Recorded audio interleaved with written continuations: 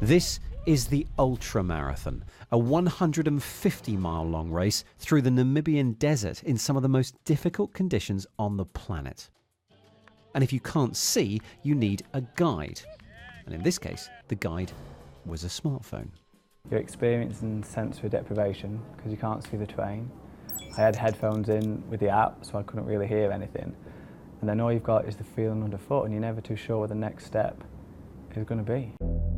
Running through uncertain desert terrain is what Simon Wheatcroft has spent much of the past week doing. Simon has a degenerative eye disease that's left him blind since he was 17 years old, but he's never let himself be defined by his lack of sight. After proposing to his girlfriend halfway up a cliff face, Simon took up running in the field behind his house. He then moved on to the path and then the road, memorising objects, distances and undulations to guide him. The only problem is people. You know, people are I was going to say, unpredictable. the things you can't memorise are the things that are moving. You probably don't realise that you're blind, because you just wouldn't imagine that if you're running towards me, you're blind. What I try and do to sort of deal with that is a lot of people are not willing to run as close to the road as I am. So I'm literally running the curbs down. So there's no mistakes. If you make a mistake, you're into the cars. Whereas a lot of people are not willing to cut it that fine. They'll run close to the grass, whereas perhaps a little bit safer. So to avoid people, I'll run the line that people aren't willing to run. Mistakes do happen, though. You know, I've been hit by a van and stuff down there, but Stuff happens. Get up, carry on running. I did. His amazing feat has been made possible by technology that helps him to keep his amazing feet exactly where they should be running.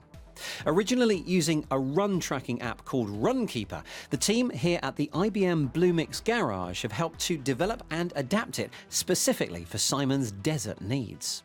So the difficulty with the desert is there is not a normal path like here. You cannot just go along the street with Google Maps because you are running in the sand basically, so it's not a defined route.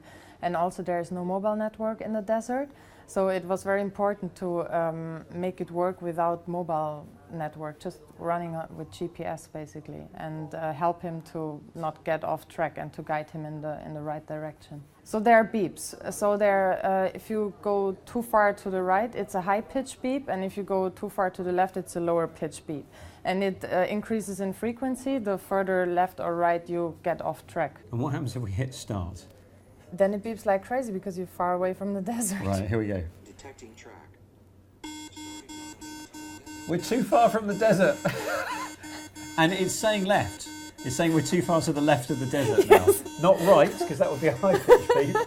We're too far to the left of the desert. Yeah. Simon actually trialled the app earlier this year in the New York Marathon. Except, Simon being Simon, he went to Boston, ran from there to New York, and then ran the New York Marathon. Because, well, yeah, no idea.